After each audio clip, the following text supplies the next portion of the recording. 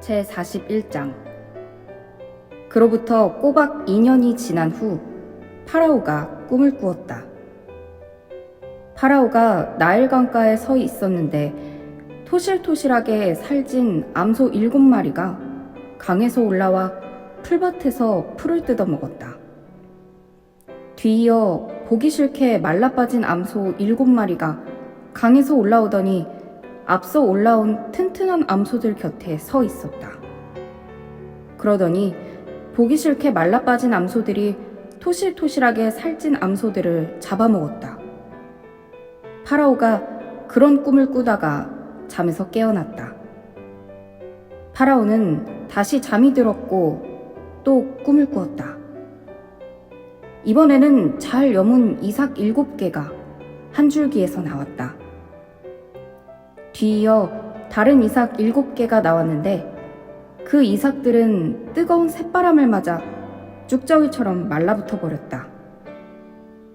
그런데 7개의 말라붙은 이삭이 잘 여문 7개의 이삭을 먹어치웠다. 파라오가 깨어보니 꿈이었다. 아침이 되었다. 파라오는 마음이 심란했다. 파라오는 이집트의 모든 마술사들과 현자들을 불러 그들에게 자신의 꿈 이야기를 들려주었다.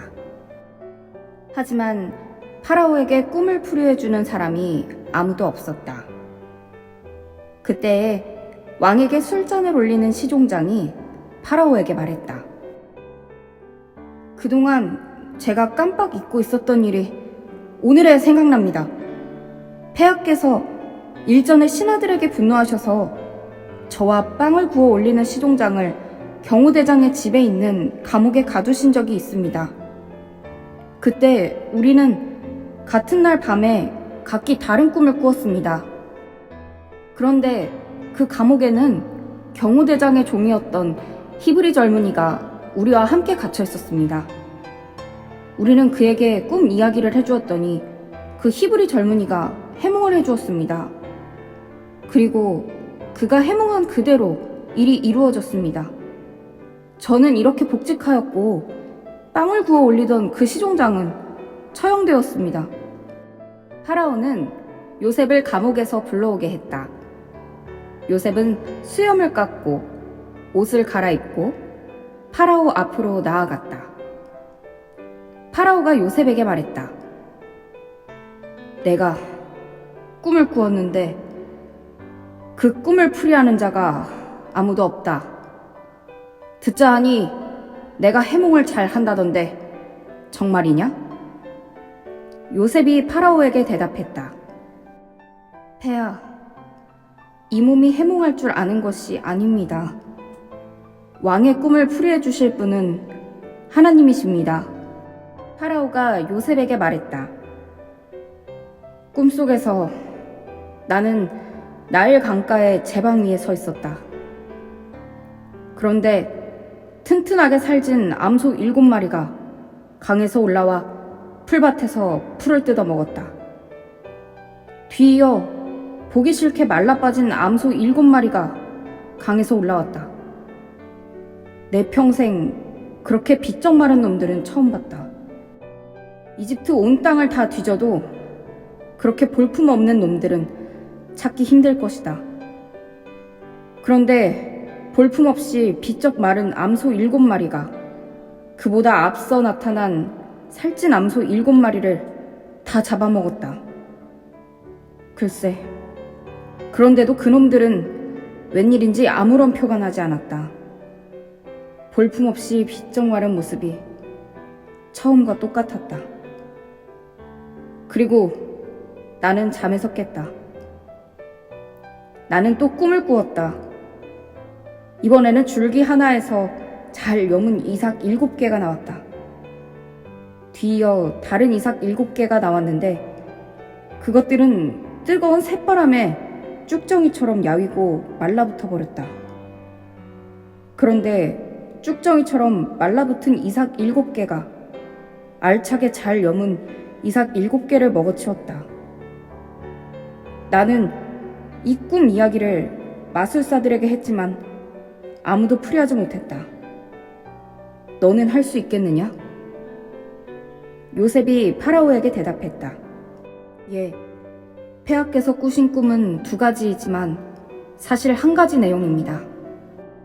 하나님께서 장차 하실 일을 폐하께 미리 보여주신 것입니다. 통통하게 살진 7마리 암소는 7폐를 나타냅니다. 잘 여문 7개의 이삭도 7폐를 나타냅니다. 뒤이어 나타난 비쩍 마른 7마리 암소도 역시 7폐를 나타냅니다. 쭉정이처럼 말라붙은 7개의 이삭 역시 7폐를 나타냅니다. 그것들은 7폐 동안 흉년이 들 것이라는 뜻입니다.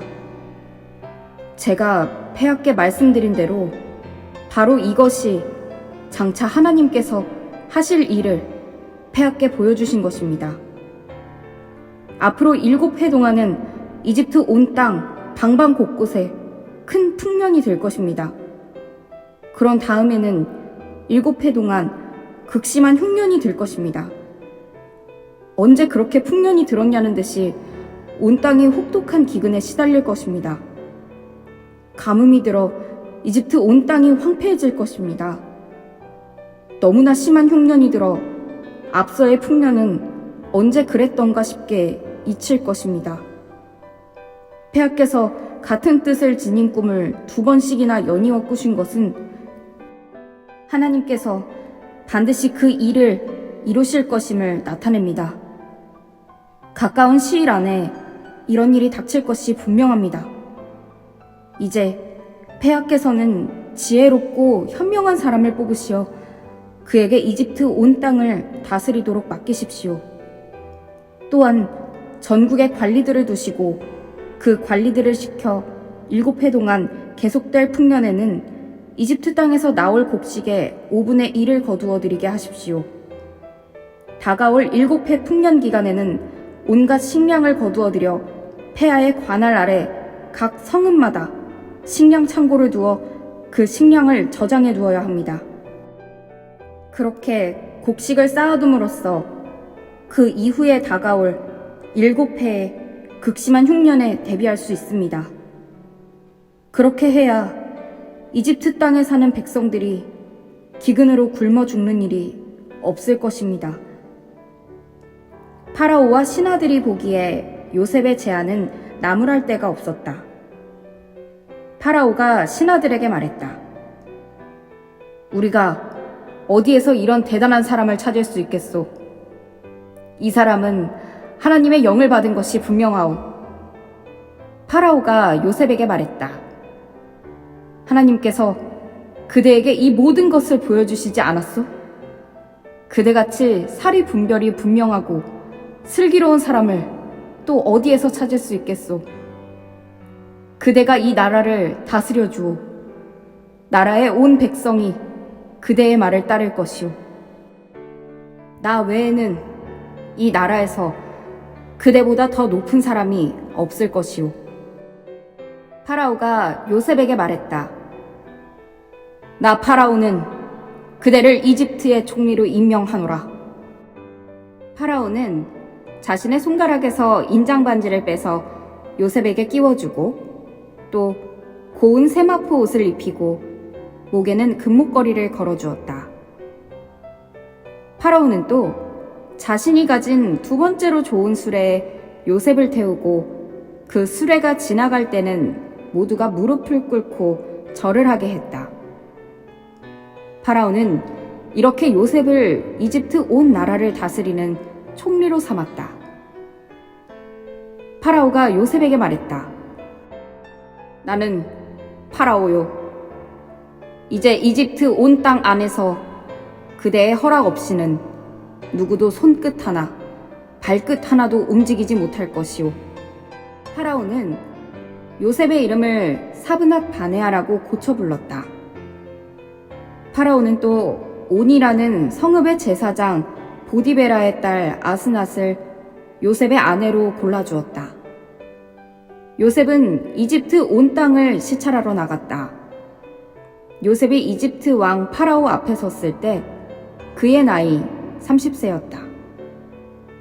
요셉은 파라오 앞을 물러나와 이집트 온 땅을 두루다니면서 실정을 파악하기 시작했다. 흉년이 든 7해 동안에는 풍성하게 수확했다. 요셉은 7해 동안 이집트 온 땅에서 곡식을 거두어 모아 각 성읍의 식량 창고에 쌓아두었다. 각 성읍의 주변 들판에서 거두어들인 곡식들도 마찬가지로 각 성읍에 차곡차곡 보관했다. 거두어들인 곡식이 너무도 많아서 마치 바닷가에 모래알을 헤아리는 것 같았기 때문에 나중에는 헤아리는 것을 포기했을 정도였다. 흉년이 시작되기 전 요셉과 온의 제사장 보디베라의 딸 아스낫 사이에 2 아들이 태어났다. 첫째가 태어났을 때 요셉은 하나님께서 지금까지 겪어온 나의 온갖 고통과 내 아버지의 집에 대한 생각을 다 잊게 해주셨다 라고 말하면서 맏아들의 이름을 므낫세라고 지었다. 또 둘째가 태어났을 때는 요셉이 하나님께서 이 순환의 땅에서 나를 번성하게 해주시는구나 라고 말하면서 둘째 아들의 이름을 에브라임이라고 지었다. 이집트 땅에 그토록 풍성했던 7해가 지나갔다. 요셉이 말한 대로 흉년이 시작되었다. 끔찍한 흉년이 온 땅을 뒤덮었다. 하지만 이집트 땅에는 아직 먹을 것이 있었다. 하지만 이집트 땅 전체에 흉년이 더욱 심해지자 백성들은 파라오에게 먹을 것을 달라고 아우성쳤다. 그러자 파라오가 이집트의 백성들에게 명령했다. 요셉에게 가서 그의 말을 따르라. 기근이 나라 전체를 휩쓸었다. 요셉은 모든 창고문을 열고 이집트 사람들에게 곡식을 팔았다. 이집트 땅 전체를 휩쓴 기근은 참혹할 정도였다. 이집트뿐만 아니라 온 세상 전체가 극심한 기근에 시달렸다. 그래서 다른 나라 사람들도 곡식을 구하러 이집트로 요셉을 찾아왔다. 제42장 야곱은 이집트 땅에 곡식이 있다는 것을 알고서 자식들에게 말했다. 너희들은 어쩌자고 서로 얼굴만 쳐다보고 있느냐? 내가 듣기로 이집트에는 곡식이 있다더라. 그러니 이집트에 가서 곡식을 좀 사오도록 해라. 그래야 우리가 죽지 않고 살 수 있을 게 아니냐. 그리하여 10명이나 되는 요셉의 형들은 곡식을 사기 위해 이집트로 내려갔다. 그러나 야곱은 요셉의 동생 베냐민은 보내지 않았다. 베냐민에게 행여 좋지 않은 일이라도 생길까 염려스러웠기 때문이다. 가나안 땅에도 기근이 심했기 때문에 이집트로 곡식을 사러 가는 사람들이 많았다. 이스라엘의 아들들도 이런 사람들 속에 섞여 함께 이집트로 내려갔다. 그때 이집트의 총리 요셉은 세계 각지에서 몰려든 사람들에게 곡식을 파는 총책임자였다. 요셉의 형들도 곡식을 사려고 요셉에게 나아가 엎드려 절했다. 요셉은 자기 형들을 알아보았다. 하지만 일부러 모르는 척하고 퉁명스럽게 말했다. 당신들은 어디에서 왔소? 형들이 대답했다. 가나안에서 곡식을 사려고 왔습니다. 요셉은 자기 형들을 알아보았지만 형들은 요셉을 알아보지 못했다. 요셉은 자기가 오래전에 꾸었던 꿈을 기억해내고 형들에게 말했다. 당신들은 정탐꾼인 것이 분명하오. 당신들이 이 나라에 온 것은 이 나라의 허점이 어디에 있는지를 알아내기 위해서요. 형들이 대답했다. 아닙니다, 총리각하. 절대로 그렇지 않습니다. 저희가 여기 온 것은 다만 곡식을 사기 위해서일 뿐입니다. 다른 이유는 절대 없습니다. 저희는 모두 한 아버지의 아들들입니다. 저희는 결코 정탐꾼이 아닙니다. 제발 믿어주십시오. 요셉이 형들에게 말했다. 아니요. 당신들이 여기 온 것은 분명 이 나라의 허점을 파악하기 위해서요. 형들이 대답했다. 총리각하, 저희는 가나안 땅에 살고 계시는 한 사람의 아들들입니다. 본디 우리는 12형제였습니다만 막내는 지금 가나안 땅에 아버지와 함께 있고 동생 하나는 죽었습니다. 요셉이 형들에게 말했다. 네, 다시 한번 말하지만 당신들은 정탐꾼들인 것이 틀림없소. 당신들의 말이 거짓이 아니라는 것을 증명해 보시오. 당신들은 그 막내 동생을 이리로 데려오시오. 그러지 않으면 당신들은 여기에서 한 발자국도 벗어나지 못할 것이오. 내가 파라오의 목숨을 두고 맹세하오. 당신들은 당신들 가운데 한 명을 보내 막내 동생을 데려오게 하시오. 나머지는 여기 감옥에 가두겠소. 당신들의 말이 사실임을 증명해 보이시오. 그러지 못하면 당신들은 정탐꾼인 것이 틀림없소. 요셉은 그들 모두를 사흘 동안 감옥에 가두어 놓았다. 사흘 후 요셉이 형들에게 말했다. 나는 하나님을 경외하는 사람이오. 그러니 내 말대로 하시오. 그러면 당신들은 살 것이오. 당신들의 말이 사실이라면 당신 형제들 중 한 명을 당신들이 갇혀 있었던 이 감옥에 남게 하고 다른 사람들은 모두 돌아가도록 하시오. 곡식을 가지고 돌아가서 집안 식구들로 기근을 면하게 하시오. 당신들의 막내 동생을 나에게 데려오도록 하시오. 그래서 당신들의 말이 사실이라는 것이 입증되면 당신들을 살려주겠소. 형들은 요셉의 말에 따랐다. 요셉의 형들은 서로 수군거렸다. 그래, 우리가 요셉에게 죄를 지었기 때문에 이런 벌을 받는 거야. 요셉이 살려달라고 애원할 때 그 아이의 괴로움을 보면서도 우리는 외면했어. 분명 그 때문에 우리가 지금 이런 고통을 당하고 있는 거야. 르우벤이 아우들에게 푸념했다.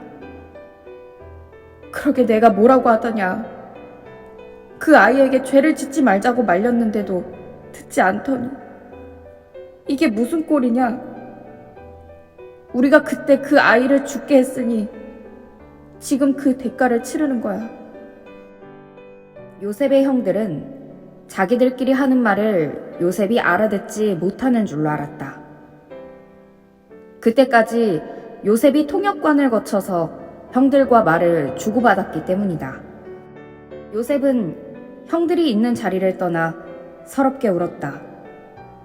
잠시 후 마음을 진정하고 돌아온 요셉은 형들 중에서 시므온을 지목하여 다른 형들이 보는 앞에서 그를 묻게 했다. 요셉은 사람들을 시켜서 형들이 가져온 자루에 곡식을 채우게 했다. 또 형들이 가져온 돈도 각자의 자루에 도로 넣게 하고 고향으로 돌아가는 동안에 먹을 양식도 따로 챙겨주었다. 요셉의 형들은 나귀에 곡식을 싣고 길을 떠났다. 그들이 하룻밤 묵어갈 곳에 이르렀을 때였다.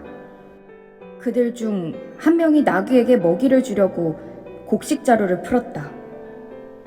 그런데 웬걸 곡식 자루에 아귀에 돈이 들어있었다. 그가 다른 형제들에게 말했다. 내 돈이 그대로 들어있어. 이것 봐. 내 자루 속에 돈이 그대로 있어. 형제들은 모두 가슴이 철렁 내려앉았다. 그들은 두려워하면서 서로 수군거렸다. 어쩌자고. 하나님께서는 우리에게 이런 일을 하시는 걸까? 요셉의 형들은 가나안 땅에 있는 아버지 야곱에게 돌아왔다. 그들은 아버지에게 자기들이 겪은 일을 낱낱이 이야기했다. 이집트 총리가 우리에게 엄하게 말했어요. 우리더러 자기 나라를 엿보러 온 정탐꾼이라고 몰아붙이는 거예요. 그래서 우리는 절대로 정탐꾼이 아니며 정직한 사람들이라고 말했어요. 우리는 모두 한 아버지에게서 태어난 12형제로 우리 형제들 중 하나는 죽었고 막내는 지금 가나안 땅에 아버지와 함께 있다고 했어요. 그랬더니 이집트 총리가 당신들의 말이 사실이라면 당신 형제들 가운데 한 명을 여기 남게 하고 나머지는 곡식을 가지고 돌아가서 집안 식구들의 기근을 면하게 하시오. 하지만 당신들의 막내 동생을 나에게 데려오시오. 그래야 당신들이 정탐꾼이 아니라는 것을 내가 믿을 수 있겠소. 그렇게 하면 당신들의 형제를 풀어주고 또 이집트 땅에서 자유롭게 장사도 할 수 있도록 해주겠소. 하고 말했어요. 형제들은 모두 각자의 자루를 쏟았다. 자루마다 돈다발이 들어있었다. 요셉의 형들과 아버지 야곱은 모두 크게 놀라며 두려워했다.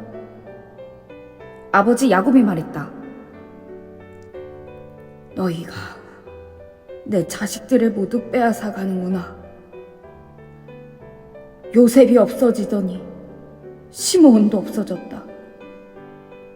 이제는 베냐민까지 앗아가려고 하는구나. 내게는 왜 이리 괴로운 일만 일어나는 거냐? 르우벤이 아버지에게 말했다.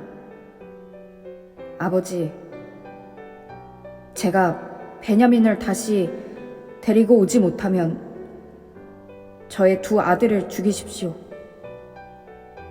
이번 일은 제게 맡겨주세요. 제가 반드시 베냐민을 아버지께 다시 데려오겠습니다. 야곱이 말했다. 안 된다.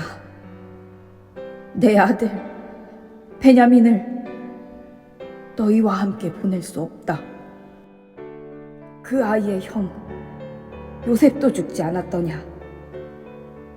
이제는 그 아이 혼자 남았다. 너희들과 가는 동안에 베냐민에게 좋지 않은 일이라도 생기면 난 어쩌라는 말이냐.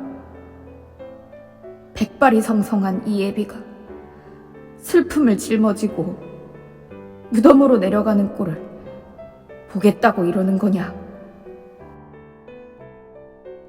제43장 가나안 땅의 기근이 더욱 심해졌다. 야곱의 아들들이 이집트에서 가져온 식량도 다 떨어졌다. 야곱이 아들들에게 말했다. 다시 이집트로 가서 식량을 좀 사오너라. 유다가 아버지에게 말했다. 그 사람 이집트 총리가 막내 동생을 데려오지 않는다면 내 얼굴을 다시는 볼 수 없을 것이오 라고 우리에게 엄하게 경고했어요. 그러니 아버지, 막내 동생을 우리와 함께 보내주세요. 그렇게 하신다면 우리가 이집트에 가서 식량을 사오도록 하겠습니다. 하지만 막내를 보내주지 않으신다면 우린 가려 해도 갈 수가 없습니다. 그 사람 이집트 총리는 우리가 막내 동생을 데려오지 않으면 자기 얼굴을 결코 보지 못할 거라고 경고했어요. 이스라엘이 말했다. 너희가 어쩌자고 동생이 있다는 소리를 그 사람에게 해서 내 마음을 이리도 어지럽게 하느냐? 형제들이 대답했다. 그 사람이 당신들의 아버지는 살아계시오? 다른 형제는 없소? 하고 우리와 우리 가족 상황에 대해 엄히 캐물었어요. 우리는 그저 그 사람이 묻는 대로 대답한 것 뿐이에요. 설마 그 사람이 우리에게 막내 동생을 데려오시오라고 할 줄을 우리가 어찌 알 수 있었겠어요. 유다가 아버지 이스라엘에게 말했다. 막내를 나와 함께 가도록 보내주세요. 그러면 당장이라도 이집트로 내려가겠어요. 그래야 아버지와 우리와 우리의 어린 것들이 굶어 죽지 않고 살 수 있을 거예요. 막내는 제가 기필코 보호하겠어요. 그 아이는 제가 책임지겠어요. 만일 제가 그 아이를 다시 아버지께 데려오지 못한다면 그 벌을 제가 평생토록 받겠어요. 우리가 지체하지만 않았어도 벌써 2번은 이집트에 다녀왔을 거예요. 마침내 아버지 이스라엘이 아들들에게 말했다. 정희, 그래야만 한다면 이렇게 하도록 해라. 너희는 우리 땅에서 나는 가장 좋은 토산물을 가지고 가서 그것들을 이집트 총리에게 선물로 드려라. 유향과 꿀을 조금씩 챙겨가라. 또 향료와 모략과 유향나무 열매와 아몬드도 가지고 가서 그 사람 이집트 총리에게 드려라. 돈은 갑절로 가지고 가라. 지난번 곡식자루에서 나온 돈은 다시 돌려드려야 한다. 아마도 실수로 그런 일이 생겼을 것이다. 좋다.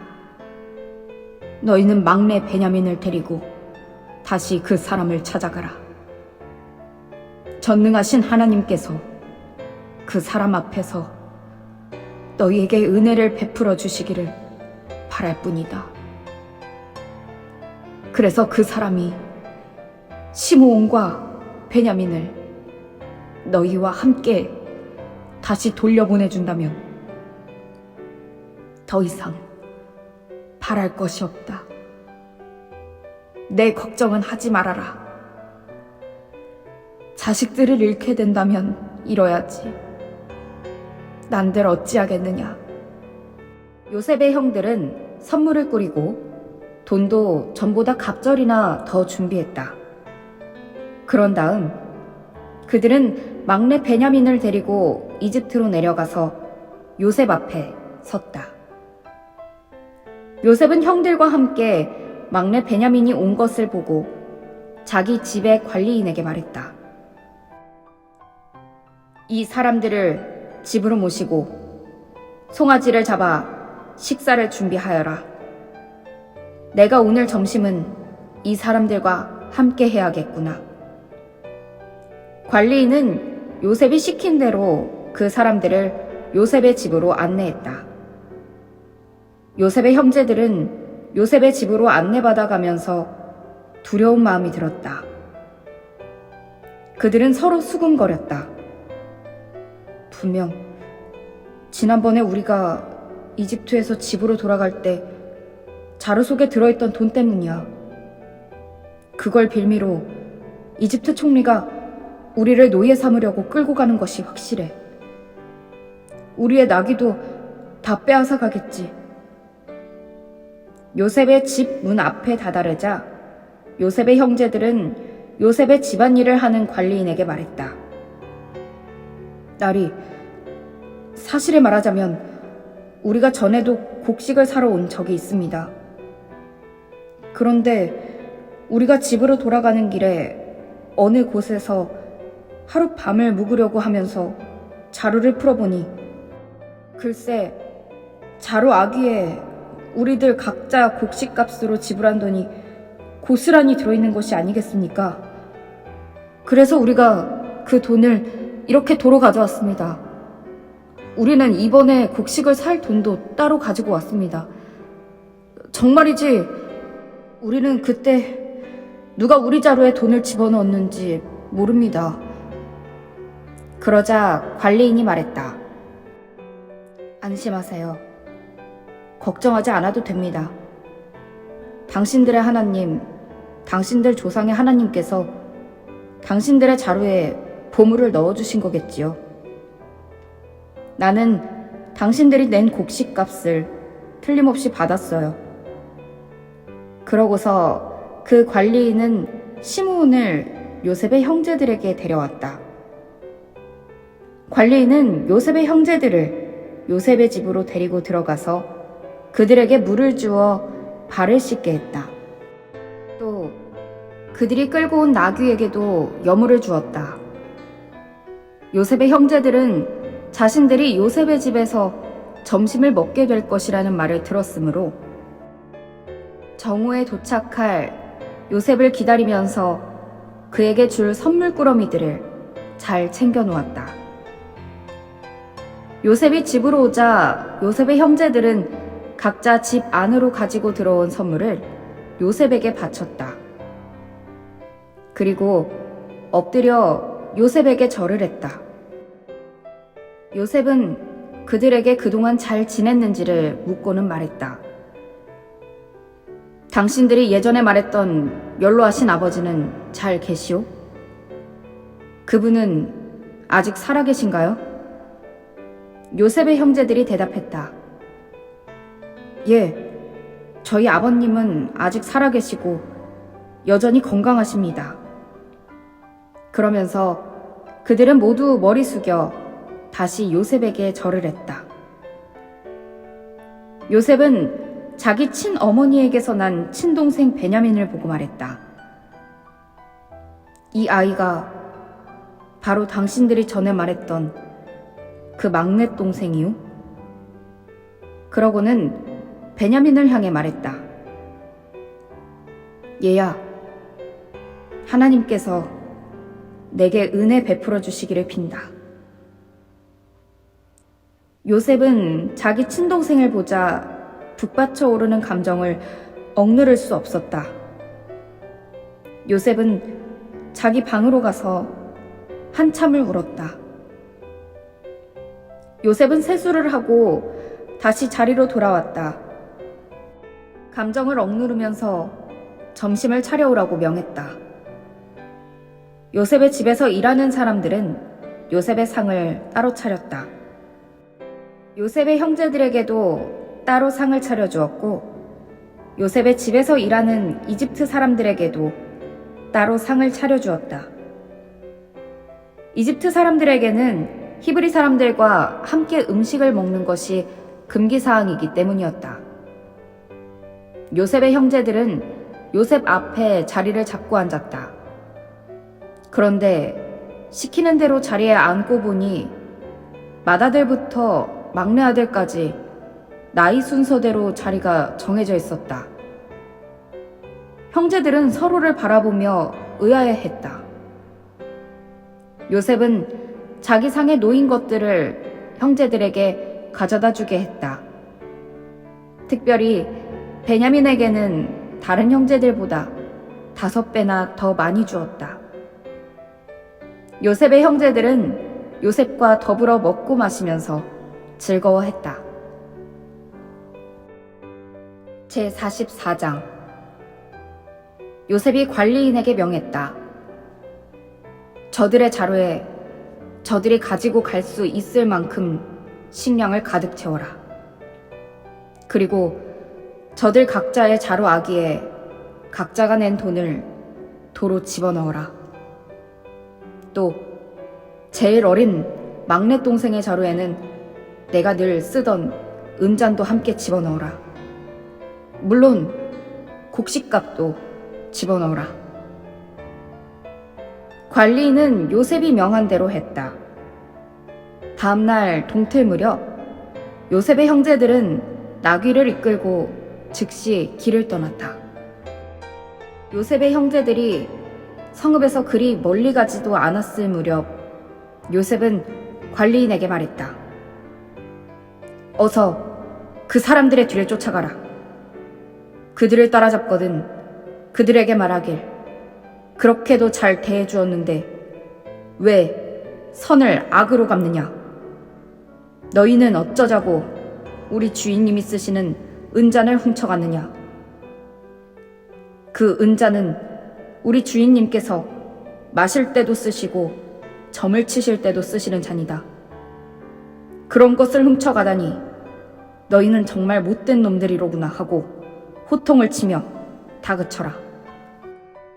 관리인은 요셉의 형제들을 따라잡고 요셉이 시킨 대로 그들에게 말했다.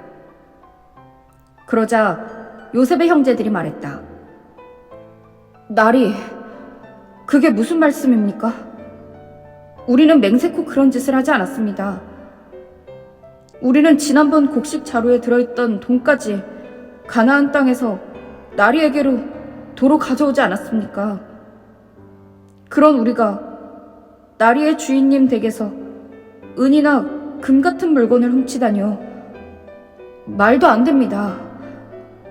만일 우리 중에서 누구라도 은잔을 가진 사람이 있다면 나리께서 그를 죽여도 좋습니다. 우리 또한 나리님의 종이 되겠습니다. 관리인이 말했다.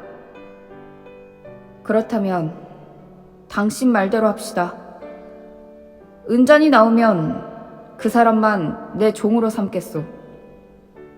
다른 사람들이야 죄가 없으니 가도 좋소.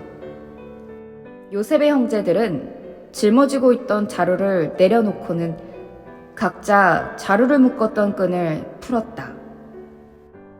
관리인은 가장 나이 많은 맏아들의 자루부터 가장 나이 어린 막내 동생의 자루까지 샅샅이 뒤지기 시작했다. 그런데 마지막 베냐민의 자루에서 은잔이 나왔다. 형제들은 슬퍼하며 자기들의 옷을 찢고 울었다. 그들은 각자 나귀의 짐을 싣고 성으로 되돌아왔다. 유다와 그의 형제들이 요셉의 집으로 되돌아왔을 때 요셉은 아직 집에 있었다. 그들은 요셉 앞에 엎드려 절했다. 요셉이 형제들을 향해 말했다. 당신들은 어쩌자고 이런 짓을 저질렀소? 나 같은 사람이 얼마나 점을 잘 치는지 알지 못했단 말이오? 유다가 말했다. 저희는 주인님께 드릴 말씀이 없습니다. 저희가 무슨 말씀을 드릴 수 있겠습니까? 저희가 그런 죄를 저지르지 않았다는 것을 어떻게 증명할 수 있겠습니까? 하나님께서 저희의 죄를 이렇게 들추어내시니 우리 모두 주인님의 종이 되겠습니다. 은잔이 나온 막내뿐만 아니라 우리 모두가 주인님의 종이 되겠습니다. 요셉이 말했다. 아니요, 그럴 필요까지 없소. 나는 내 은잔을 가져간 사람만 내 종으로 삼겠소. 다른 사람들은 집으로 돌아가시오. 당신들의 부친에게 걱정을 끼쳐드리지 마시오. 유다가 요셉에게 다가가 애원하였다. 총리각하, 부탁입니다. 제가 각하께 조용히 드릴 말씀이 있습니다. 제발 노하지 마시고 제 청을 들어주십시오. 총리 각하께서는 파라오와도 같이 높으신 분이 아니십니까? 각하께서는 지난번 저희에게 당신들에게는 아버지나 형제가 계시오 하고 물으셨습니다. 그때 우리는 가깝게 연로하신 아버님이 계시고 그 부친께서 늙음하게 얻은 아이도 하나 있습니다. 그 아이 베냐민에게는 어머니가 같은 친형이 하나 있었지만 그 친형은 죽었습니다. 이제 그 아이의 엄마에게서 난 자식은 그 아이 하나뿐입니다. 그래서 아버님은 그 아이를 몹시 사랑하십니다. 하고 말씀드렸습니다. 그러자 각하께서는 각하의 눈으로 직접 그 아이를 봐야겠다고 하시면서 그 아이를 이리로 데려오라고 말씀하셨습니다. 그래서 우리는 각하께 그 아이는 아버님 곁을 떠날 수 없습니다. 그 아이를 아버님 곁에서 떨어뜨려 놓으신다면 아버님께서는 돌아가시고 말 것입니다. 하고 말씀드렸습니다. 그래도 총리각하께서는 그 아이를 이리로 데려오지 않는다면 다시는 내 얼굴을 보지 못하게 될 것이오. 하고 엄하게 말씀하셨습니다. 우리는 다시 아버님이 계신 곳으로 돌아갔습니다. 그리고 총리각하께서 하신 말씀을 전부 아버님께 전해드렸습니다. 얼마 후 아버님께서 저희에게 이집트에 다시 가서 식량을 좀 사오라고 하셨습니다. 우리는 말했습니다. 아버지, 저희는 갈 수 없습니다. 저희가 막내를 데려가지 않고서는 이집트에 갈 수가 없습니다. 막내를 데려가지 않으면 우리는 이집트 총리를 다시 만날 수 없기 때문입니다. 그러자 아버님께서 우리에게 너희도 잘 알다시피 그 아이의 엄마가 낳은 아들은 둘뿐이다. 그런데 그중 한 아이는 이미 내 곁을 떠나고 없다. 나는 그 아이가 틀림없이 들짐승에게 찢겨 죽었다고 생각한다. 집에서 나간 뒤로 그 아이를 보지 못했기 때문이다. 그런데도 너희가 이번에는 하나 남은 이 아이 베냐민마저 데리고 가겠다니, 만일 이 아이에게 무슨 일이라도 생긴다면 나는 어쩌라는 말이냐. 백발이 성성한 내가 슬픔을 짊어지고 무덤으로 내려가는 꼴을 너희가 보려고 그러느냐 하고 말씀하셨습니다. 그러니 총리각하, 우리가 아버님이 계신 고향으로 돌아갈 때 그 아이 베냐민을 데려가지 않는다면 어떻게 되겠습니까? 아버님의 인생은 그 아이가 전부입니다. 그러므로 그 아이가 없다는 것을 아시게 되면 아버님은 충격을 받아 당장이라도 죽고 말 것입니다. 그렇게 되면 우리는 결국 백발이 성성한 아버님에게 큰 슬픔을 안겨드려 그분을 무덤으로 내려보낸 꼴이 되고 맙니다. 저는 아버님께 제가 베냐민을 책임지고 다시 데려오겠습니다. 만일 그렇게 하지 못한다면 제가 그 벌을 죽을 때까지 달게 받겠습니다.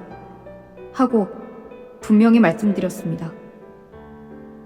총리각하님, 제발 부탁입니다. 제가 막내 동생을 대신하여 총리각하의 종이 되겠습니다. 그러니 총리각하께서는 제발 이 아이만은 꼭 집으로 돌아가게 해주십시오. 이 아이를 놔두고 어떻게 우리만 아버님께 돌아갈 수 있겠습니까? 저는 아버님께 닥칠 끔찍한 일이 두려워 차마 보지 못하겠습니다. 제45장. 요셉은 시중드는 종들 앞에서 북받치는 감정을 억누를 길이 없었다. 그는 시중드는 종들에게 모두들 물러가라! 하고 소리쳤다. 모두가 물러가고 그 방에 요셉과 그의 형제들만 남게 되자 그제야 요셉은 형제들에게 자기가 누구인지를 밝혔다. 요셉은 크게 소리내어 울기 시작했다. 어찌나 큰 소리로 울었던지 밖에 있던 이집트 사람들뿐만 아니라 파라오의 궁전에도 들릴 정도였다. 요셉이 형들에게 말했다. 형님들, 내가 바로 요셉입니다. 아버님은 아직 살아 계십니까? 요셉의 형들은 어안이 벙벙한 채 놀라서 아무런 대답도 하지 못했다. 요셉이 형들에게 말했다. 형님들, 이리로 좀 가까이 오시지요. 형들이 요셉에게 가까이 다가가자 요셉이 말했다. 내가 바로 형님들의 아우 요셉입니다. 형님들이 이집트에 팔아넘긴 그 요셉입니다. 형님들은 저를 이집트에 팔아넘긴 그 일로 걱정하거나 자책하지 마세요. 하나님께서 우리 식구들의 목숨을 구해주시려고 저를 먼저 이집트로 보내신 것입니다. 이 땅에 흉년이 든 지 올해로 2년째입니다. 앞으로도 5년은 더 흉년이 계속될 것입니다. 그동안에는 심지도 거두지도 못할 것입니다. 하나님께서는 형님들뿐만 아니라 형님들의 자손을 이 땅에서 보존하시려고 형님들보다 저를 앞서 보내셨습니다. 하나님께서 형님들의 목숨을 구하시려고 큰 구원을 베푸신 것입니다. 저를 이집트로 보낸 것은 형님들이 아니라 하나님이십니다.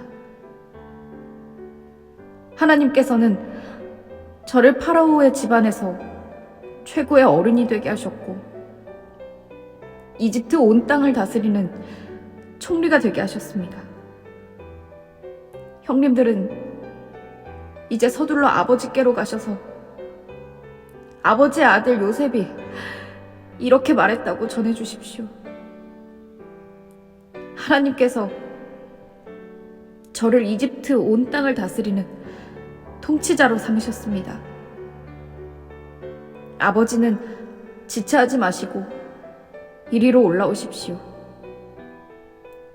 아버지는 고센 땅에 사시면서 저 요셉과 가까이 지내실 수 있습니다. 아버님은 자식들과 손자들, 양떼와 소떼 등 가지고 계신 모든 재산을 가지고 이리로 오셔서 사십시오. 흉년이 아직 5년이나 더 남아있으니 제가 거기에서 아버지를 잘 모시겠습니다.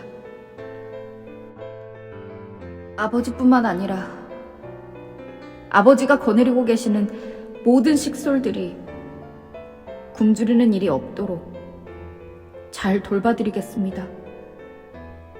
꼭 이렇게 전해주십시오. 형님들에게 이 말을 하고 있는 것이 바로 요셉이라는 것을 두 눈으로 똑똑히 보십시오. 아우 베냐민아, 너도 내 눈으로 분명히 보아라. 형님들은 이집트에서 제가 누리고 있는 이 영광을 형님들이 보신 그대로 아버님께 말씀드려 주십시오. 지체하지 마시고 어서 빨리 아버지를 이리로 모시고 오십시오. 요셉이 아우 베냐민을 얼싸안고 울자 베냐민도 형 요셉을 끌어안고 함께 울었다. 요셉은 또 형들과 일일이 입을 맞추며 끌어안고 울었다. 그제야 요셉의 형들은 말문이 터져 요셉과 이런저런 얘기를 주고받았다. 요셉의 형제들이 이집트에 왔다는 소식이 파라오의 궁전에 전해지자 파라오와 그의 신하들도 기뻐했다. 파라오가 요셉에게 말했다. 그대의 형제들에게 이르시오. 그대의 형제들이 나귀 등에 곡식을 싣고 가나안 땅으로 돌아가거든 그대의 아버님과 식구들을 모두 거느리고 이곳 이집트로 다시 오라고 하시오. 내가 그들에게 이집트 땅에서 가장 좋은 땅을 골라 거기서 살 수 있도록 하겠소. 그들은 기름진 그 땅에서 나는 좋은 음식을 먹고 살 수 있을 거라고 하시오. 또 그들에게 이렇게 하라고 전하시오.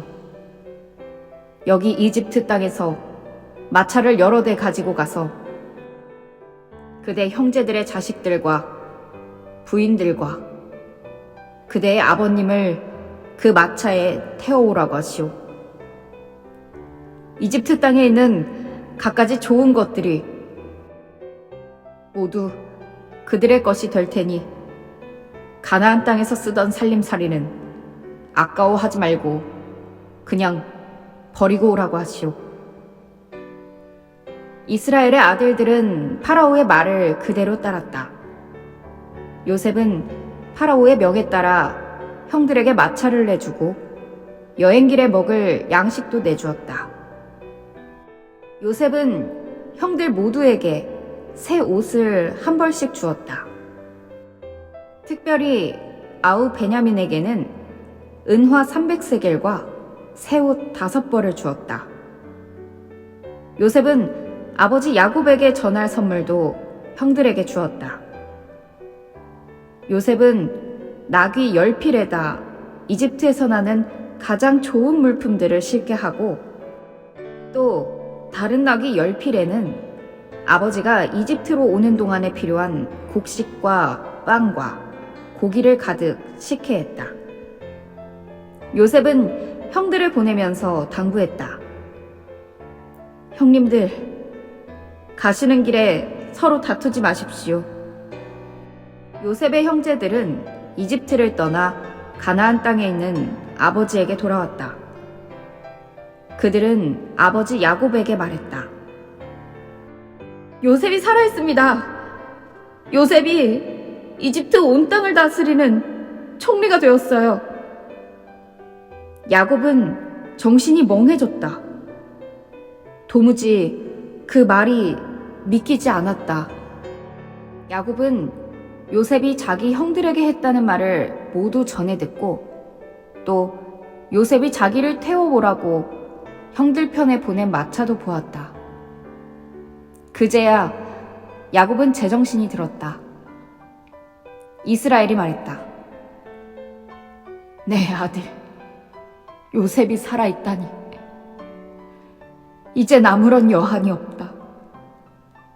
내가 죽기 전에 어서 가서 요셉을 꼭 만나봐야겠다.